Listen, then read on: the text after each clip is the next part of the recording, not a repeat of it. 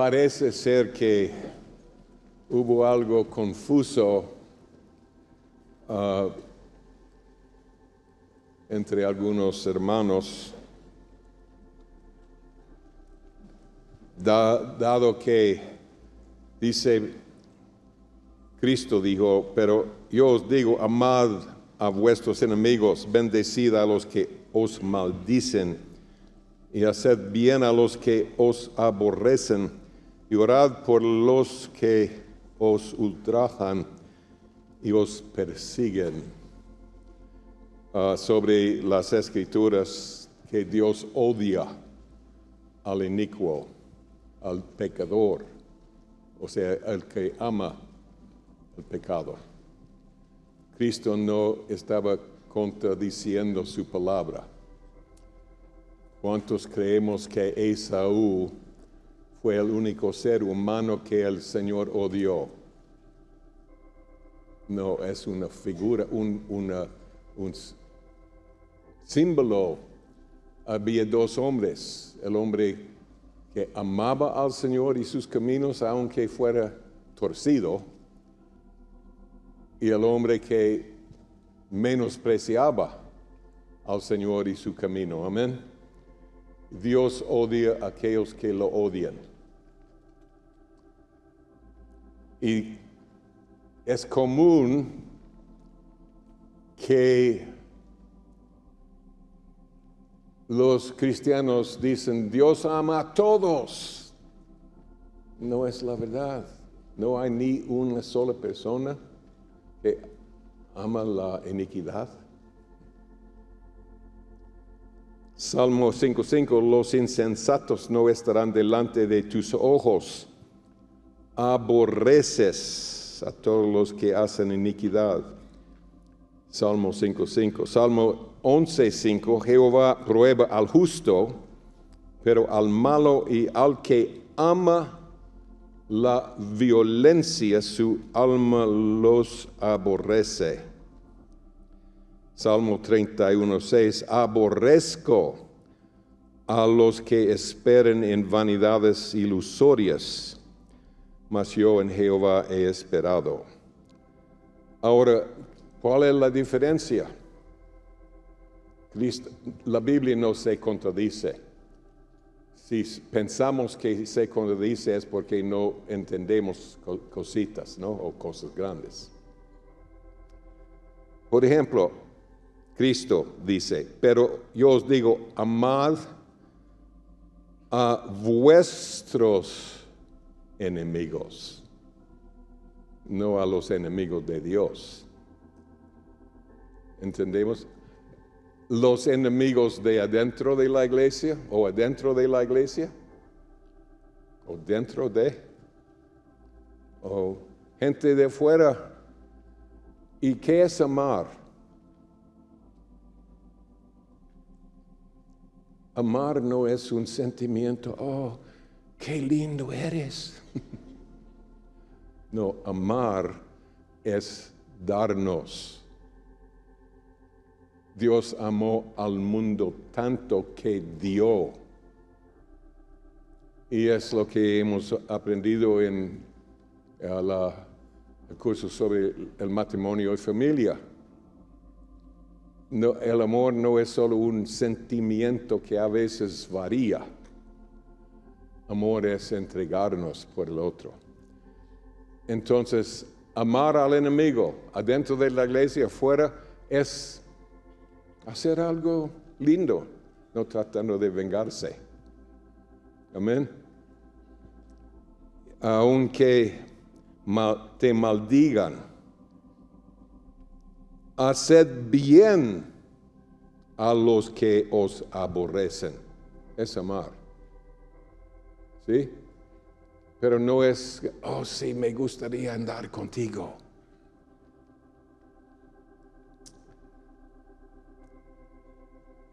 ¿Podemos amar a alguien que Dios odia? Si tratamos, vamos a fallar, ¿no?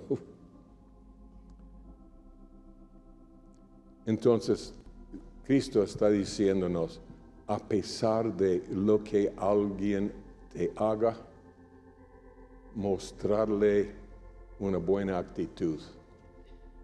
Haz bien, entrégate. Y tal vez ni vas a saber si es un Esaú o una María Magdalena. Amén. No queremos vengarnos, es la clave. Amén. Terminamos la sesión ayer viendo que casi todos los personajes del Apocalipsis son compañías. Es muy obvio en la mayoría de los casos. Pero quiero ver con ustedes evidencia de esto sobre los dos testigos. Primero, como ya vimos, Jesús dijo, será predicado este evangelio del reino en todo el mundo para testimonio a todas las naciones. Eso es claro. Muchas veces el mundo o la tierra, la definición de la palabra hebrea especialmente, es muy larga. Puede representar solo la Tierra Santa, puede representar otro país, una sola nación, toda la tierra, así es el contexto, hablando de otro lugar. Y muy raras veces se está hablando de todo el planeta. O sea, en Hechos 2, todas las naciones bajo el sol estaban presentes, representadas en el día de Pentecostés en Jerusalén, y dio la lista de naciones. Y no mencionó nada de los aztecas. Lo siento mucho. No estaban ahí. Ni los, ¿cómo se llaman? Navajos. ¿Sí? ¿Se llaman navajos? Bueno, todas las naciones. Entonces vendrá el fin. Hemos visto lo que es el evangelio del reino. Involucra cosas aún mayores de las cosas que Cristo hizo en su primera venida, como Cristo mismo dijo que iba a suceder. Acordémonos de que el fin es mejor que el principio. Amén. Pero dos individuos ministrando en un solo lugar no podrían hacer los milagros del reino en todas las naciones en cuestión de 3 años y medio para un testimonio a todas las naciones, básicamente a cada ser humano. Cristo mismo ministró por 3 años y medio y solo afectó a Israel, con la excepción de unos o 2 milagros en la vida de gente extranjera, de naciones vecinas. El territorio de Israel, toda la nación de Israel, en el tiempo de Jesús, fue aproximadamente 14,000 kilómetros cuadrados. El territorio de todas las naciones del mundo hoy, ¿están escuchando bien? 14,000 kilómetros Israel, y todavía Israel de hoy es menos. Todas las naciones tienen 149 millones de kilómetros cuadrados. casi 11,000 veces más grande que Israel en el tiempo de Jesús. Y el ministerio principal de Jesús cubrió solo una fracción de los 14,000. ¿Será razonable asumir que los dos testigos en Apocalipsis 11 son únicamente dos individuos? De ser así, entonces van a tener muchísimo más éxito de lo que Cristo tuvo, porque durante 3 años y medio van a cubrir 11,000 veces más territorio que Cristo. Cuesta creerlo, ¿no? Aunque hagan Cristo en ellos, haga milagros más gloriosos. En el Apocalipsis 11, 7 a 9, dice que los testigos van a ser matados y que al suceder eso, Apocalipsis 11:10 dice: los moradores de la tierra se regocijarán sobre ellos y se alegrarán y se enviarán regalos unos a otros, porque estos dos profetas habían atormentado a los moradores de la tierra. Todo esto sucede después del ministerio de los dos testigos durante 1260 días. ¿Y cómo podrían dos individuos atormentar a todos los moradores de la tierra? Los dos testigos tienen que ser dos ejércitos, que es lo que la iglesia es, según la Escritura. Amén. Los salmos son increíblemente proféticos, como les dije ayer, acerca de la primera y la segunda venida. Salmos 80, 19 dice: oh Jehová de los ejércitos, restáuranos. Haz resplandecer tu rostro y seremos salvos. Amén. Esto sucederá literalmente cuando sus ejércitos sean usados para traer restauración a todo el mundo y a Israel. Ahora, quiero mencionar algo muy importante sobre los varios pactos que la Biblia menciona, que son parte del plan de Dios para la redención entre los hombres, de los hombres, después de la caída de Adán, llevándonos hasta la eternidad. Hay solo 7 pactos que tienen que ver directamente con la redención. No voy a mencionar el pacto de David, pacto davídico, porque eso tiene que ver principalmente con David y su descendencia. No es directamente involucrado con la redención de la humanidad. El primer pacto es el pacto adámico o adánico. El segundo, pacto noético. El pacto abrahámico. El pacto mosaico. El nuevo pacto en la sangre de Cristo. El nuevo pacto de paz. El nuevo pacto para la eternidad. Y hay escrituras para cada uno. Por ejemplo, el pacto mosaico, Éxodo 24, 1 a 8. El nuevo pacto en la sangre de Cristo, Lucas 22, 20.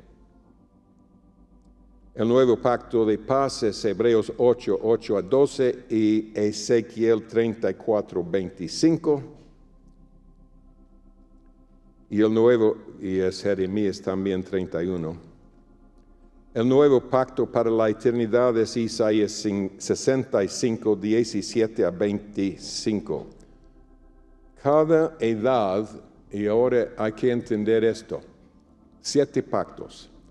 Y cada edad empieza con un nuevo pacto, porque tiene diferentes requisitos y mejores bendiciones.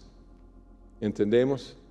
Cada edad empieza, o ha empezado y empezará, con un nuevo pacto, porque tiene diferentes requisitos para esa época y siempre hay más bendiciones.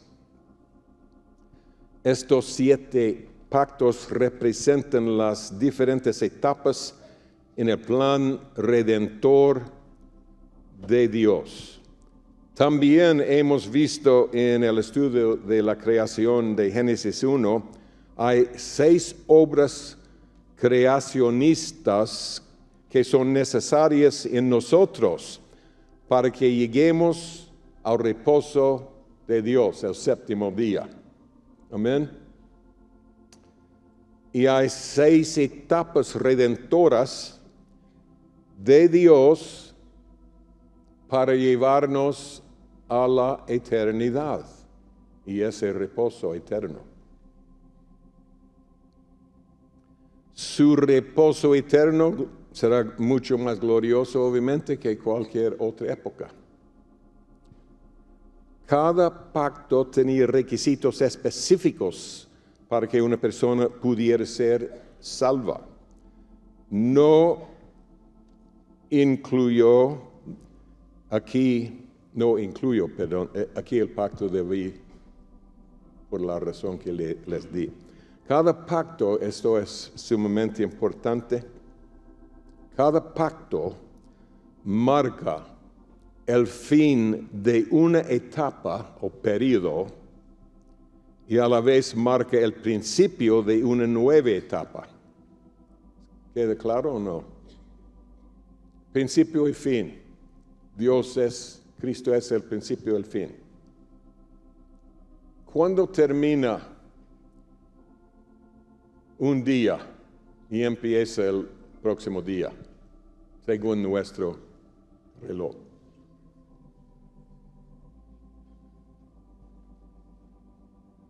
A las 12 de la noche. Pero, ¿en qué segundo?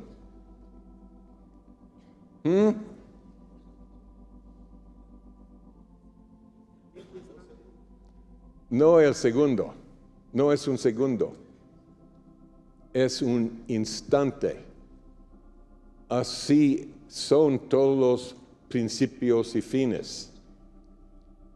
Cuando Cristo terminó el Antiguo Testamento, en ese instante estaba iniciando el Nuevo. Amén. Es decir, que cada pacto es un principio y también un fin, o sea, cada pacto es una revelación de Cristo, que es el principio y fin. Por ejemplo, el nuevo pacto en la sangre de Cristo marcó el fin del período del Antiguo Testamento e inició el tiempo del Nuevo Testamento. Ahora, llegando al fin del período del Nuevo Testamento, habrá un pacto nuevo que va a marcar el fin del Nuevo Testamento y habrá un pacto de paz que empezará el tiempo del milenio.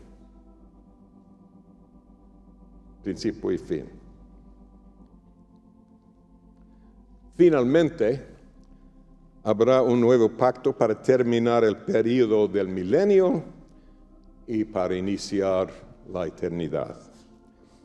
Dios no cancela los pactos anteriores. cuando da un nuevo pacto. Más bien, cada nuevo pacto añade cosas mejores que tenían los pactos anteriores. Y además, el cimiento de cada nuevo pacto son los pactos anteriores. Por ejemplo, en Hebreos menciona la palabra mejor 13 veces, porque el pacto en la sangre de Cristo fue mucho mejor que el pacto mosaico. Estamos viviendo ahora a la cúspide del Nuevo Testamento y el inicio del reino milenial. Ahora, ¿cómo será el nuevo pacto que viene para terminar el Nuevo Testamento e iniciar el milenio? Vamos a ir a Hebreos 8. Y debemos entender algo. En griego y en español y en inglés, pacto y testamento es en griego la mismísima palabra. Por ejemplo, en Hebreos 9:15 menciona el pacto, pero traduciendo la mismísima palabra griega, en el verso 17, 2 versos más tarde, es testamento. Pero lo entendemos. Nuevo Testamento, Antiguo Testamento, Nuevo Pacto, Antiguo Pacto. Ahora, quiero leer con ustedes Hebreos 8:8 a 12, el Nuevo Pacto o Testamento. Y dice, he aquí, vienen días, dice el Señor, en que estableceré con la casa de Israel y la casa de Judá un nuevo pacto, no como el pacto que hice con sus padres el día que los tomé de la mano para sacarlos de la tierra de Egipto, porque ellos no permanecieron en mi pacto, yo me desentendí de ellos, dice el Señor, por lo cual este es el pacto que haré con la casa de Israel después de aquellos días, dice el Señor. Pondré mis leyes en la mente de ellos y sobre su corazón las escribiré. Y seré a ellos por Dios y ellos me serán a mí por pueblo. Y ninguno enseñará a su prójimo ni ninguno a su hermano diciendo, conoce al Señor, porque todos me conocerán, desde el menor hasta el mayor de ellos. Y verso 12, porque seré propicio a sus injusticias y nunca más me acordaré de sus pecados y de sus iniquidades. Recordemos que el principio del nuevo pacto fue un pacto y lo mismo sucederá ahora al fin del Nuevo Testamento. Con el principio del Nuevo Testamento dio un pacto. Entonces, si el fin y el principio son iguales, al fin del Nuevo Testamento tiene que dar un pacto nuevo. Amén. Y por lo general, normalmente los teólogos han atribuido este pacto en Hebreos al pacto en la sangre de Jesús, el pacto del Nuevo Testamento. Quiero mostrarles de la Biblia que es el pacto que el Señor hará en la segunda venida. ¿Captan eso? Ay, no puede ser. Él hace un pacto para terminar y empezar cada nuevo periodo. Estamos terminando un periodo muy importante, el Nuevo Testamento, y para entrar en el periodo más glorioso de la historia. No será tan glorioso como en la eternidad, pero mejor que en cualquier otro tiempo. Glorioso será. Queremos ver por medio de la Biblia que este pacto en Hebreos nunca ha sido hecho todavía. En primer lugar, el Señor dice, estableceré con la casa de Israel y la casa de Judá un nuevo pacto. Y todo este pasaje viene de Jeremías 31 a 34. Jeremías 31 a 34. Y vamos a ir más tarde ahí. Y en el Antiguo Testamento, Judá era el reino del sur, lo que era compuesto de 2 tribus. Israel era el reino del norte que tenía las otras 10 tribus. Y ustedes ya lo saben, por supuesto. Israel en el norte fue conquistado en el año 721 a.C. por el asirio, y la gente fue dispersada a otras naciones, y gentiles fueron colocados en lugar de las 10 tribus. La Biblia lo explica. Estos 2 reinos nunca han sido reunidos todavía. Y en el tiempo de Jesús, la gente que vivía en el área de la sede de las 10 tribus evitaban esa área, y esa gente fue llamada samaritanos. Y los judíos no tenían nada que ver con ellos. Ahora, ¿cuándo serán reunidos Israel y Judá? La primera mitad de Ezequiel 37, ¿cuántos recuerdan ese capítulo tan conocido? Ezequiel 37, ¿recuerdan los huesos muertos? La resurrección. Eso va a suceder en el fin, ¿no? Amén. Pero la resurrección y después Ezequiel 37, 19 a 23 declara que estos eventos siguientes sucederán después de la resurrección. Diles, aquí es 37, 19, después del valle de los muertos, de los huesos muertos.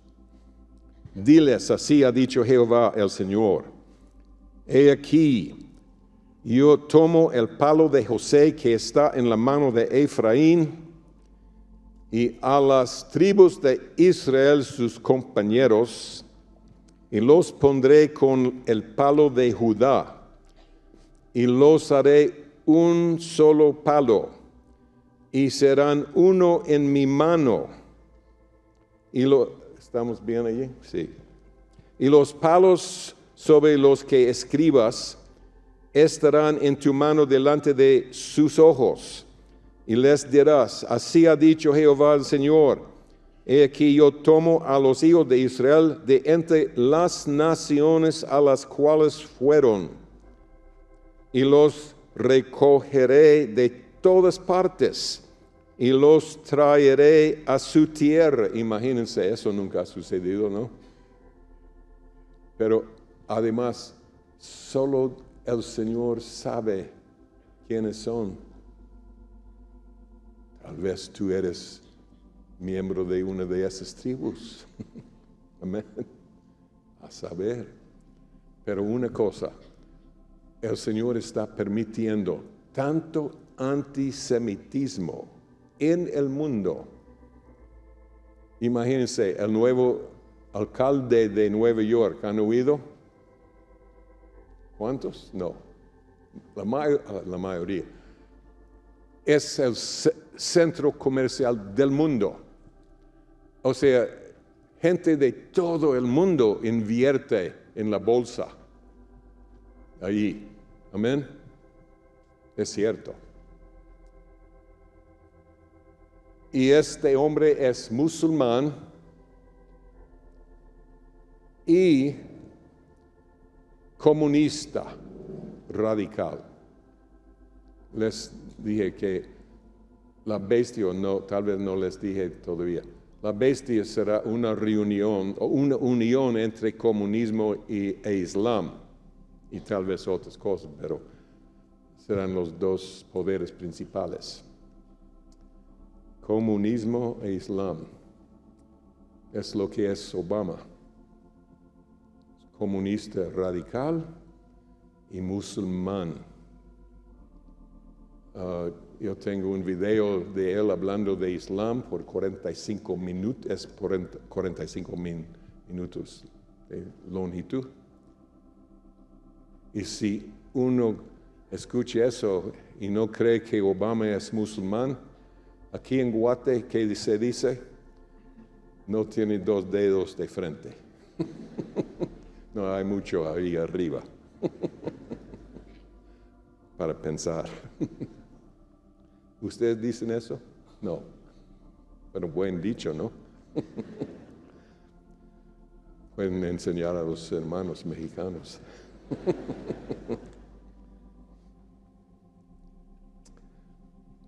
Pero el Señor está permitiendo el antisemitismo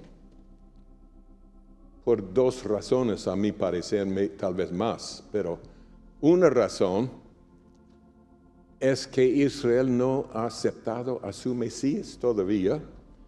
Entonces están cosechando el fruto de ser odiados por el mundo. Pero también hay una segunda razón, seguramente, y ahorita pensé en una tercera que siempre he mencionado, es que será un filtro increíble para la nueva nación, para filtrar, evitar que los impíos, gente como Esaú, aunque sean israelitas, de Israel, de descendencia, o sea, tal vez de otras tribus, tal vez ni saben, pero los judíos,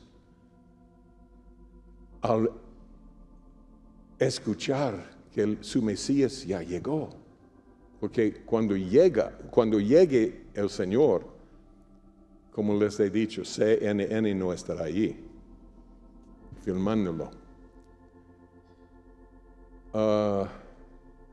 Cuando Cristo desciende, lo primero que sucede, lo dice el Apocalipsis 19,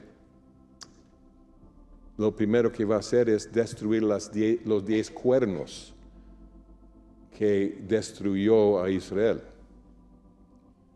Y los 10 cuernos están enumerados en Salmo 83. Y su plan es aniquilar, en el Salmo, aniquilar a Israel. Es exactamente las naciones islámicas alrededor de Israel que tienen el plan de eliminar completamente a los judíos. Pero imagínense, cuando Cristo venga y conquista y mata a millones, porque la Biblia lo hace claro, habrá mucha sangre. Cuando mate a millones, Israel tendrá control del petróleo del mundo casi. Y las naciones van a decir, bueno, está bien. No, ellos odian a Israel. No van a verlo como, incluso cristianos que no han ido en el rapto, van a decir que es el anticristo. Como la mayor 90% del pueblo de Dios en la primera venida, decía que era el anticristo, Satanás, Beelzebú. ¿Recuerdan? Amós, Isaías, los dos dicen eso, 90%. ¿Por qué? Porque han sido enseñados que el anticristo vendrá y hará matanzas y cosas y después hará un pacto de paz con Israel. Y por supuesto, Cristo va a hacer un pacto de paz. Amén. Y cristianos van a decir, no es mi Salvador, no es mi Mesías. Mi Mesías no haría eso, no mataría civiles inocentes. ¿No? Pacifistas. Y los cristianos van a llamarlo anticristo por una razón opuesta a la razón que Israel lo llamaba anticristo. Israel estaba esperando un león para destruir a los enemigos, conquistar a Roma, etc. Y llegó como cordero, manso y humilde. Dio su vida. Ahora la iglesia está esperando un corderito, manso y humilde.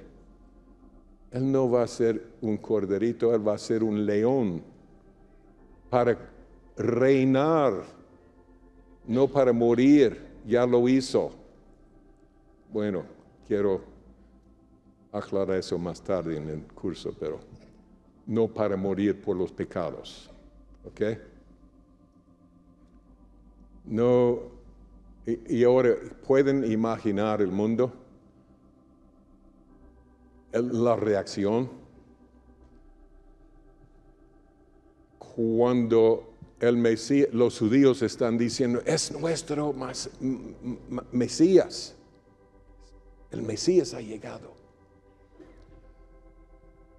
Y tal vez, y Cristo, la Biblia dice que estará llamándolos a que regresaran o a que regresen a la tierra prometida.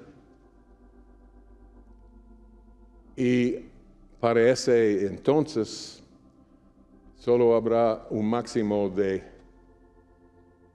unos cientos miles de personas todavía judíos viviendo en la Tierra Santa, tal vez menos. Y entonces, imagínense, Cristo desciende con sus santos, sus hijos maduros, ¿no? Y otros, muchos más. Y el mundo va a decir, ¿Él lo hizo con ese grupito? No con ese grupito que sobrevivió la gran tribulación, con ese grupón, se dice, que descendió del cielo. Entonces, ellos no lo saben, no van a saberlo. Pero imagínense, y en eso el Señor, el Mesías, va a estar llamando a los judíos a que regresen. El mundo va a darles el boleto de avión para llegar a los judíos. ¿Piensan que sí? ¿El mundo va a decir, eres judío, tenemos que matarte? Si ese hombre hizo eso con cientos de miles, no vamos a permitir que millones de judíos regresen para fortalecer su mano. Amén. El antisemitismo será un filtro. Y solo un milagro será necesario para que un judío en la carne llegue a la tierra santa de sus naciones. Porque serán odiados en extremo. Y cuando el Mesías haga eso, no, ustedes no van a ir allí para fortalecer a ese hombre. Y además van a decirles a las naciones, marchemos en contra, recuperemos el petróleo. Y el Señor estará diciéndoles, adelante, he estado esperándolos. para aniquilarlos de una vez, millones más, y establecer su reino. Hay otra tercera razón por qué el mundo odia, es que Satanás odia a los judíos, por una razón. Primero, porque sí es el pueblo escogido. Y si tú tienes Cristo adentro, tú eres un judío. Según Pablo, según la Escritura, amén. Pero él odia a los cristianos, porque es el pueblo escogido. Pero él odia a los judíos naturales, porque ellos tienen actualmente control del mundo. Dinero manda. Y los judíos tienen control de más dinero que cualquier otra raza. Pero trillones y trillones. Son los dueños del Banco Mundial, el Banco de la Reserva Federal, otro banco enorme internacional, los Rothschild son los dueños y sus compañeros. Y el dinero manda, no hay duda, ¿no? Señor presidente, tu país necesita un préstamo. Sí, podemos arreglar. ¿Cuántos trillones? Podemos arreglar eso, pero bajo unas condiciones, que hagan esto, esto, esto y esto. Lo que ustedes digan, dame el dinero. Así funciona el mundo. Entonces Satanás odia, y la gente que sepa, odia a los judíos por los celos. Y es otro ejemplo de la prueba de que Israel es la nación escogida por Dios. Amén. Él sigue cumpliendo su pacto con ellos, aunque ellos no lo cumplan o cumplan. Dios es fiel. Amén. Ahora,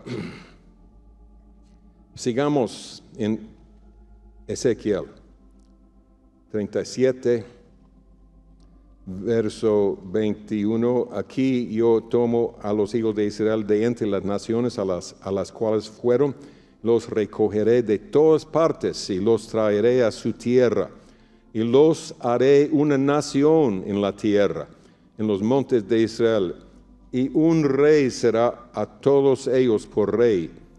Y nunca más serán dos naciones, ni nunca más serán divididos en dos reinos, ni se contaminarán ya más con sus ídolos, con sus abominaciones y con todas sus rebeliones. Y los salvaré de todas sus rebeliones con las cuales pecaron, y los limpiaré, y me serán por pueblo, y yo a ellos por Dios. Sucede después de la resurrección, ¿no? Del inicio del capítulo 37, justo antes de esto. Ahora quiero ver con ustedes pruebas indiscutibles de Jeremías, que el nuevo pacto de Hebreos 8 es el pacto que el Señor va a darnos cuando Él venga. Vamos a Jeremías, capítulo 30 y 31. Pero primero 30, 6 y 7 no tienen que ir ahí. Es que es la gran tribulación que viene sobre Israel, sobre Jacob. Claramente el peor tiempo de la historia. Y al final de ese capítulo, el último verso, podemos ver 24. Jeremías 30:24 en la pantalla. Dice al final de ese verso, y es al final de esta visión sobre Israel pasando por la gran tribulación, después siendo salvo, y las naciones juzgadas, todo esto está en el capítulo. Y al final, el Señor nos da una clave. En el fin de los días entenderéis esto. ¿Ok? Obviamente, el fin del fin. Porque es en versos 6 y 7 la peor tribulación, la peor angustia de toda la historia sobre Israel, sobre Jacob. Y de esa angustia será salvo. Ahora vamos a Jeremías 31 y empecemos en el verso 1. Es el próximo verso en el libro. 24 dice, entenderéis esto en el fin. Amén. ¿Cuántos entendemos que Jeremías no puso y capítulo 31? No, él seguía escribiendo. Y lo próximo que escribió es, en aquel tiempo. ¿Cuál tiempo? El fin, el mero fin. Dice Jehová, yo seré por Dios a todas las familias de Israel, y ellos me serán a mí por pueblo. O sea, Jeremías 31 también sucederá en el tiempo del fin, como vimos en Ezequiel 37. Lo leímos eso, lo mismo leímos en Ezequiel, después de la resurrección. Entonces,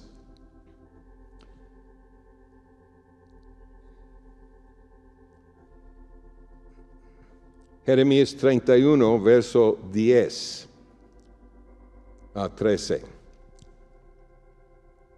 El que esparció a Israel lo reunirá y guardará, como el pastor a su rebaño. Porque Jehová redimió a Jacob, y lo redimió de mano del más fuerte que él. Y vendrán con gritos de gozo en lo alto de Sión, y correrán al bien de Jehová, al pan, al vino, al aceite, al ganado de las ovejas, de las vacas, y su alma será como huerto de riego, y nunca más tendrán dolor. ¿Eso ha sucedido? Aún después de 1948, cuando la nación fue establecida, el próximo día guerra, y poco después otra guerra, y poco después otra. Ellos nunca han tenido paz, solo dolor. Ahora, si hay alguien que es judío, que ha vivido en Israel, van a decir que el hermano Marvin es loco, por lo que digo. Vivíamos en Israel. Ellos dan 90% de sus ingresos al gobierno. No, hermano, tú no sabes cómo es la cosa, y yo sé cómo es la cosa. Y yo sé por qué en una casa cada adulto tiene que trabajar tiempo completo solo para subsistir, se dice, ¿no? Es un hecho. ¿Por qué? Primero, de su salario, el cheque, ellos sacan 58% de impuestos sobre la renta. ¿Ustedes llaman eso? 58%. Después 5% más por la salud. Entonces ya estás a 63%. Desapareció del cheque, del salario. 63%. Después el IVA. ¿Saben cuánto es? 17. El hermano David es testigo. 17, y lo poco que tienen que gastarlo para algo, principalmente comida y renta, etc. Pero todo, IVA es cobrado sobre todo, todas las transacciones. Entonces, ¿qué es 17.63? 80, ¿no? Entonces, solo empieza el problema. Entonces, la gasolina creo que tiene un impuesto de como $3 por galón. Solamente. Y casi todos tienen sus carritos. Y cualquier cosa que sea un lujo, y básicamente casi todas las cosas que se necesitan son lujos. Otros impuestos muy altos. Impuesto por todos lados. No tenemos que olvidar otro importante. Es que si han oído de impuestos sobre una propiedad, ¿cómo se llaman? Predial. ¿Ustedes aquí en Guate dicen predial? No. ¿Cómo? Inmueble. Impuestos sobre el inmueble. Menos mal que estemos rentando. No, menos mal que el gobierno cobre impuestos del inmueble sobre aquel que está alquilando y sobre el dueño. 2 veces para por el mismo mueble. 90% de sus ingresos son dados algo. Pero por la corrupción del gobierno, no, para que no sean destruidos por los árabes. Gastan la gran mayoría en la defensa del país. Es triste. Dolores sí tienen, y han tenido, y siguen teniendo. Entonces la Virgen se alegrará en la danza, los jóvenes y los viejos juntamente, y cambiaré su lloro en gozo y los consolaré y los alegraré de su dolor. Es obvio que es en aquel tiempo, en el fin de los días. Amén.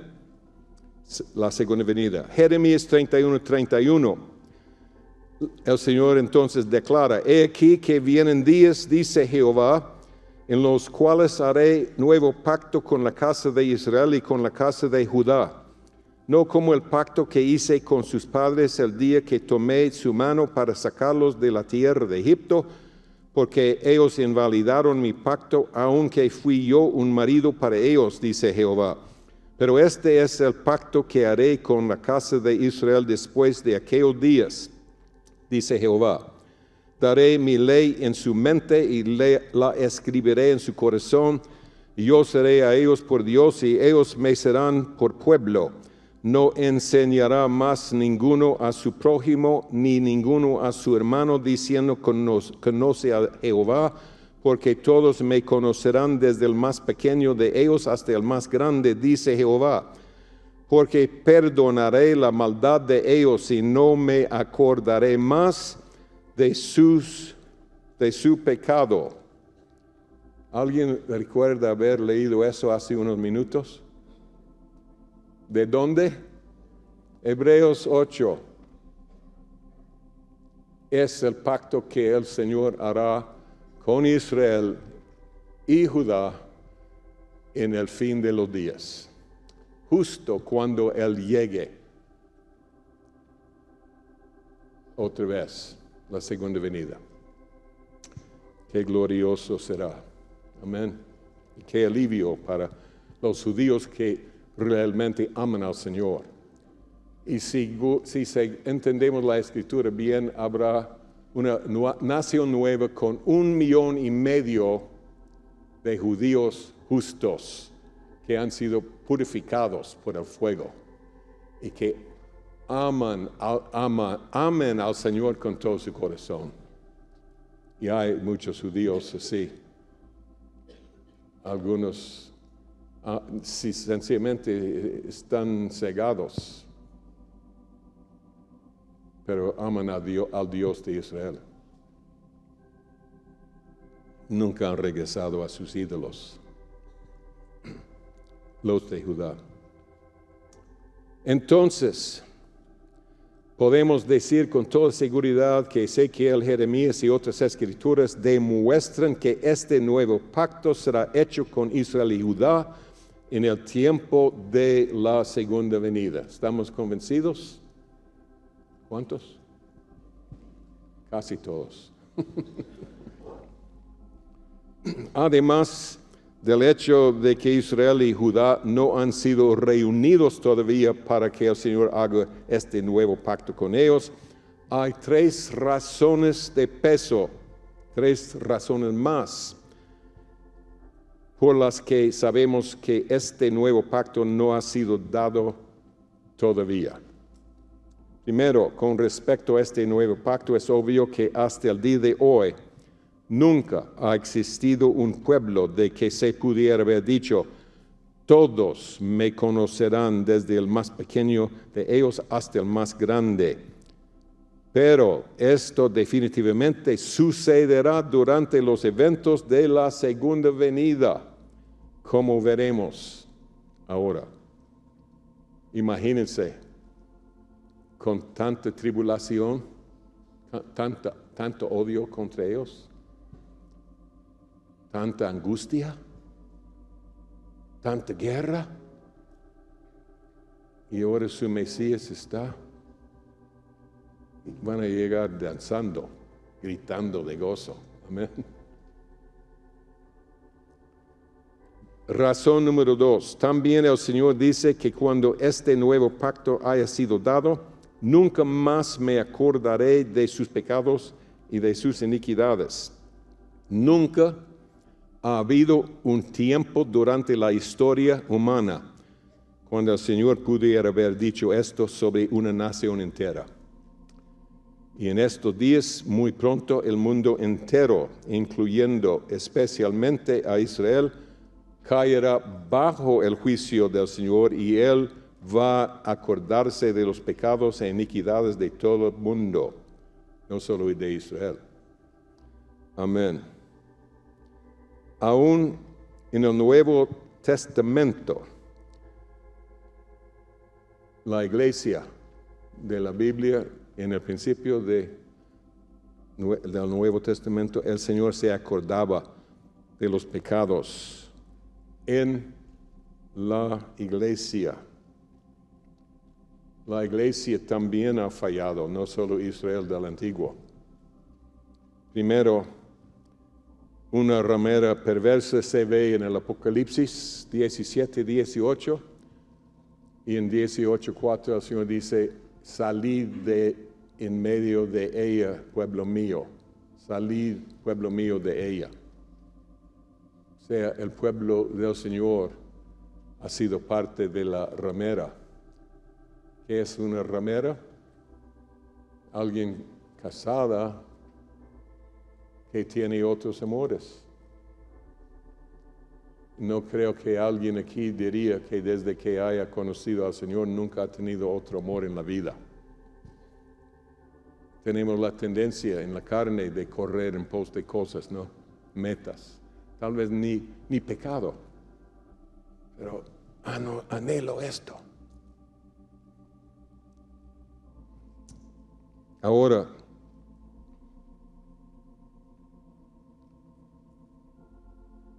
como ya hemos visto en este seminario, en Lucas 10:19, el Señor le dio a la iglesia poder sobre todo el poder del enemigo. Después en Hebreos vimos en capítulo 10, 12 y 13, que el Señor se fue al cielo después de la cruz y se sentó a la diestra del Padre y está esperando que todos sus enemigos sean puestos debajo de sus pies.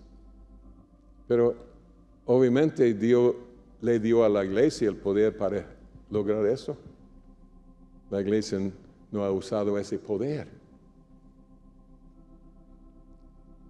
¿Cuántos, lastimosamente no puse aquí, o tengo listo el diagrama, que uno puede tomar los eventos del Antiguo Testamento y superponerlos sobre el Nuevo Testamento y todo está repitiéndose. Lo que los judíos hicieron, la iglesia está haciendo. Y en cierto sentido, de una forma peor. Ay no, somos más santos,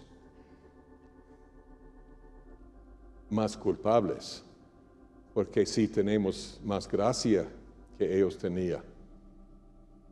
Pero seguimos haciendo los mismos errores, tal vez no físicamente quejándose del agua.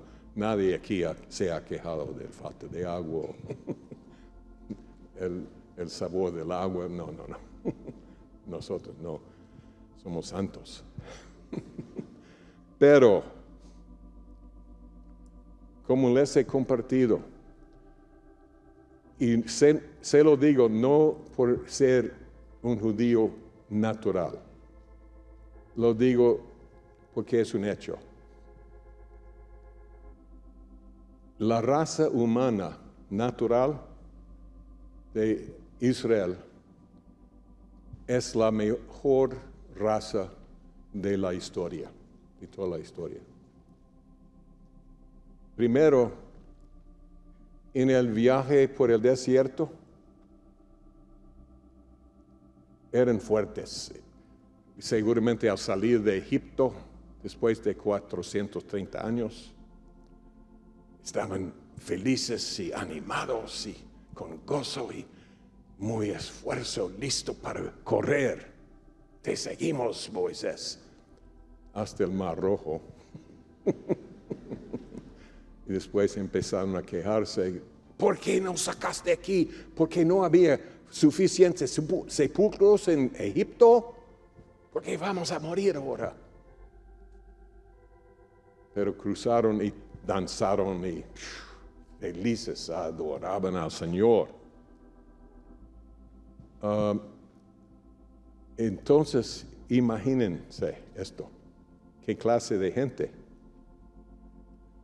Pasaron 3 días, 3 noches sin agua en un desierto caliente. No se quejaban. Imagínense cuántos podrían hacer eso sin quejarse.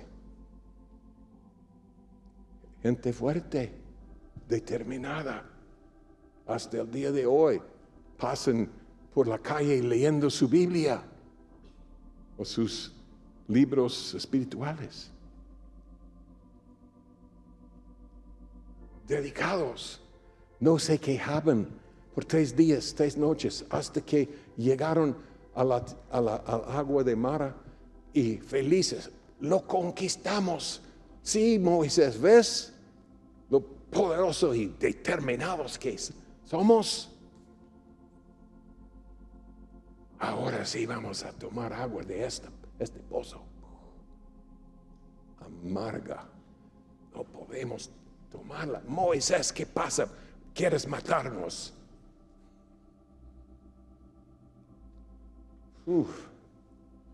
Después solo 40 años comiendo pan, solo maná. De vez en cuando tenía un poco de apetito para una mordida de carne, se quejaban un poco, pero 40 años. Y ustedes saben que estaba en un grupo de cristianos hebronitas que viajamos a Israel y después a Egipto. y estábamos en un pullman. ¿Ustedes dicen pullman? ¿No? Algunos están perdidos. ¿Un bus? Un bus. Pero de la primera clase, de ese tipo. Y estábamos viajando por el mismísimo desierto de Israel a Egipto.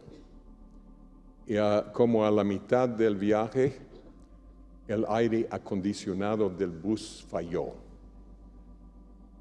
Y tuvimos que enfriarnos con la ventana abierta e íbamos a 100 kilómetros por hora con el aire entrando, enfriándonos y tomando Coca-Colas frías. Y deberían haber oído las quejas. Tenemos que pasar 4 horas más con este calor, sin aire. Ellos no mantienen bien el bus. ¿Qué pasa con esta compañía? No, nosotros somos muy fuertes, no. Ellos débiles.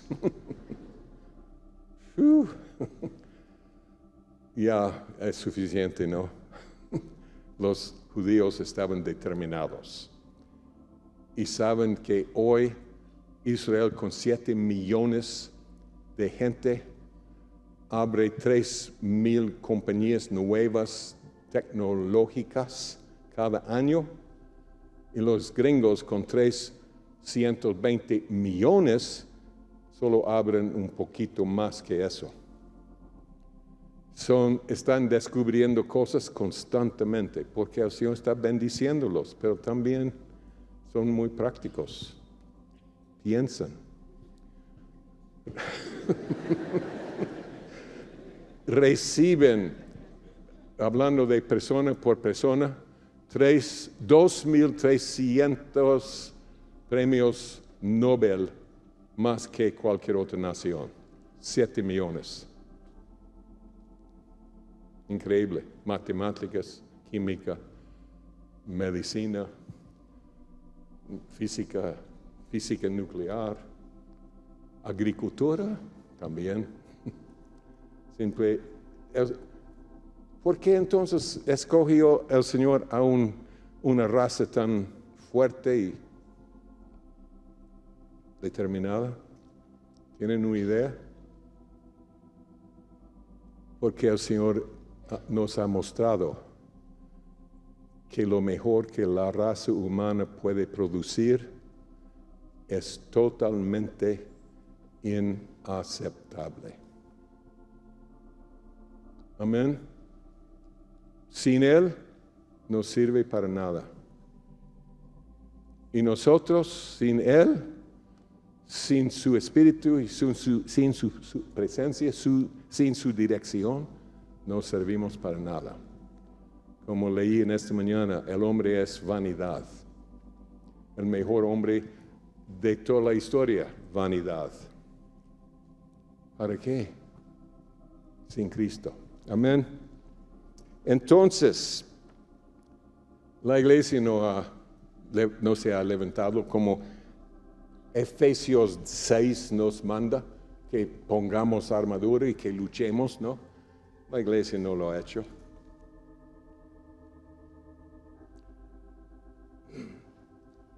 Por 2,000 años, el Señor ha estado esperando a que la iglesia utilice el poder que Dios les ha dado para vencer a todos los enemigos. Pero escuchen esta parte,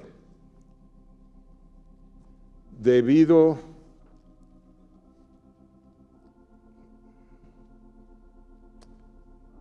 a las mismas razones por las que Israel no usó el poder de Dios que le fue dado claramente, como la Biblia dice, para vencer y destruir a todos los enemigos en Canaán.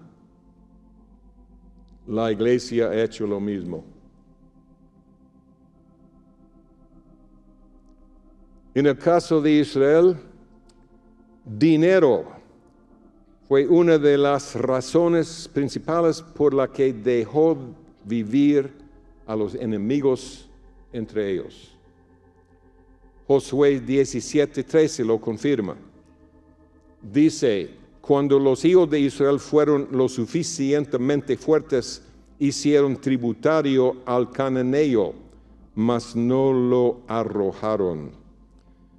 En el IMH curso sobre Hebreos vimos que el Antiguo Testamento está siendo repetido en el Nuevo Testamento. Veamos lo que el Nuevo Testamento nos dice acerca de líderes que ya estaban en la iglesia en el tiempo de Pablo. Desde ese tiempo muchas partes de la iglesia han estado haciendo el mismo error que Israel hizo en Canaán. Y en los dos casos es por la misma razón, que es el amor de dinero. Imagínense, tenían cananeos por todos lados dándoles impuestos. Tributarios se llaman, ¿no? Buen negocio. No queremos matarlos, son siervos. Primero de Timoteo 6, 3 a 10, Pablo expone que algunos líderes ya estaban enseñando lo que es muy popular en la iglesia de hoy, ha sido popular desde Efesios y Timoteo. Pablo dijo que toman la piedad como fuente de ganancia. O sea, la doctrina, evangelio de paz, poder y prosperidad ya estaba siendo promovido por los líderes hace 2000 años. Si tú llegas al Señor, va a hacerte rico y te da cualquier cosa que pidas. Y hasta el día de hoy, lejos de poder conquistar a los enemigos del Señor, esas personas están aliadas con los demonios, enseñando su doctrina y rechazando el evangelio de la cruz. Si sirvas al Señor, vas a ser prosperado y ser rico y no tendrás problemas. Paz, poder y prosperidad. Al terminar la condenación de ese error, Pablo dice en el verso 10, justo después, porque raíz de todos los males es el amor al dinero, el cual codiciando algunos se extraviaron de la fe y fueron traspasados de muchos dolores. Aquí estamos, la gran mayoría de la iglesia de hoy, lejos de predicar la cruz y sufrimiento y abnegación, es paz, poder, prosperidad. La gran mayoría.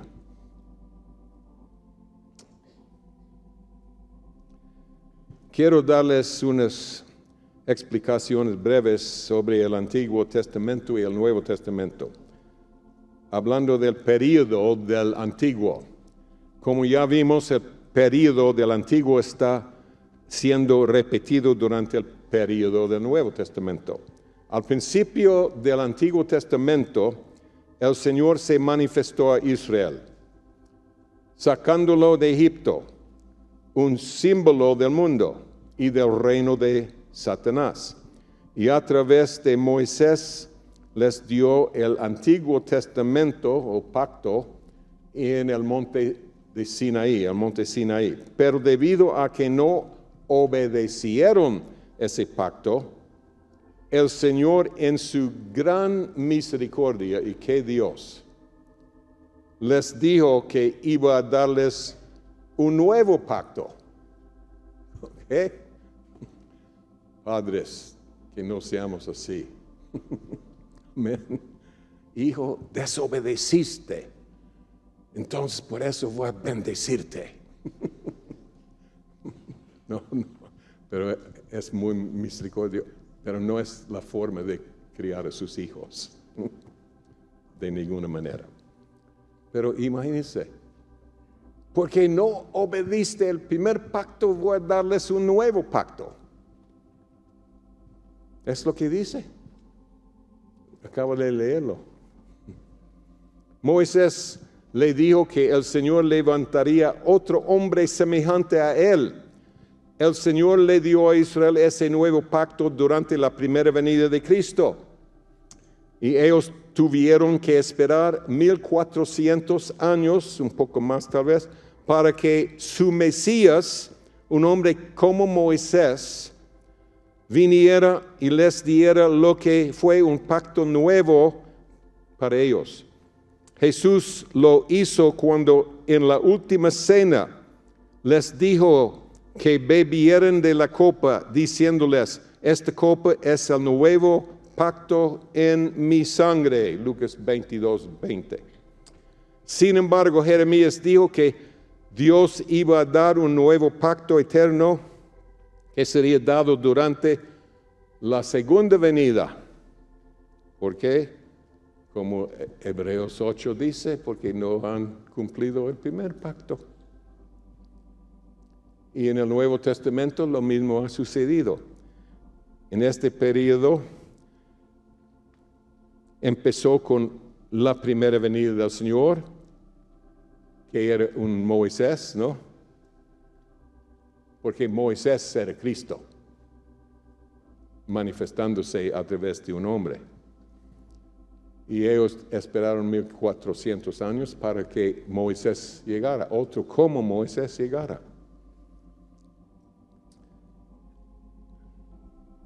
Él fue un ser humano como fue Moisés, Cristo fue. Para la iglesia fue la primera manifestación de nuestro Moisés. ¿Entendemos eso? Nuestro Moisés ya vino hace 2000 años, de esta época.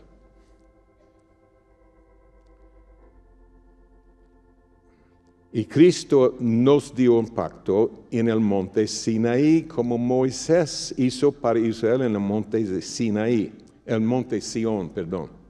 Cristo nos dio un pacto en el monte Sión, como Moisés hizo para Israel en el monte Sinaí. En Hebreos 12 el Señor compara Sión con Sinaí, los dos pactos. Pero tristemente, en términos generales, la iglesia tampoco ha obedecido el pacto que Cristo nos dio. Y el Señor en su gran misericordia nos dijo que va a darnos un pacto nuevo. Algunos podrían decir, sí hermano, pero el nuevo pacto será hecho con Israel y Judá y no con la iglesia. Si lo has pensado así, por favor, lee el libro El Misterio, la llave perdida, está disponible. Somos judíos. Pablo lo dice claramente. ¿Cómo vas a decir a Cristo que vive en ti que eres gentil? Amén. Él es judío. Y tú eres judío si el judío vive adentro. Por nacimiento, el nuevo nacimiento. Pablo dice que debido a la cruz, los gentiles que nacen de nuevo son israelitas verdaderos con la ciudadanía de Israel y son parte del mismo cuerpo que es la iglesia. Hay muchas escrituras que están en ese libro. Seguramente, y vamos a descansar en unos minutitos, minutos.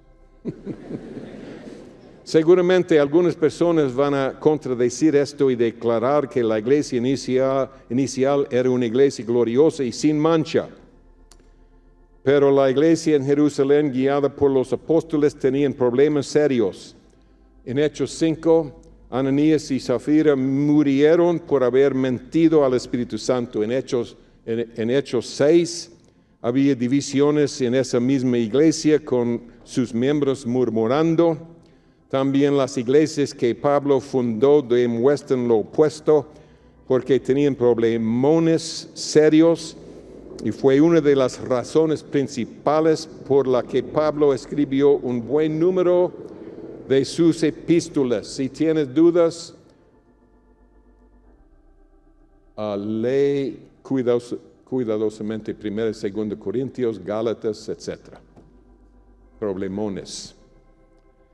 Como hemos visto en el estudio del profeta Amós, recibió un mensaje para el pueblo de Dios que iba a estar viviendo 2 años antes de la segunda venida. Y todo está claro en el estudio y en el libro de Amós. Amós utiliza 10 términos para hablar de iglesias locales. Y según Amós, son un desastre. Desastre. Amén. Oh, sí, hemos cumplido la ley. No necesitamos un pacto nuevo. Que el Señor nos tenga misericordia. Amén. Ahora, como hemos visto en Jeremías, la iglesia ha estado esperando por 2000 años para la segunda venida de Cristo, cuando Él va a darnos ese nuevo pacto que se llama el pacto de paz. Ezequiel 34, 25 y otras escrituras. ¿Está bien? Ahora escuchen y ahí terminamos. Con Satanás y los ángeles caídos y los demonios eliminados de la tierra, es lo que viene pronto. Amén. En 4 años. Va a ser eliminados de los lugares celestiales, los ángeles, pero no de la tierra. Y si Israel haya sido purificado con fuego, entonces sí existirá por primera vez en la historia una nación como el nuevo pacto describe. Todos conociendo a Dios sin pecado. Eso viene. Amén. Y el enemigo que da tentaciones ni estará en la tierra, estará en el abismo. Amén. Qué precioso. Descansemos. Nos vemos prontito.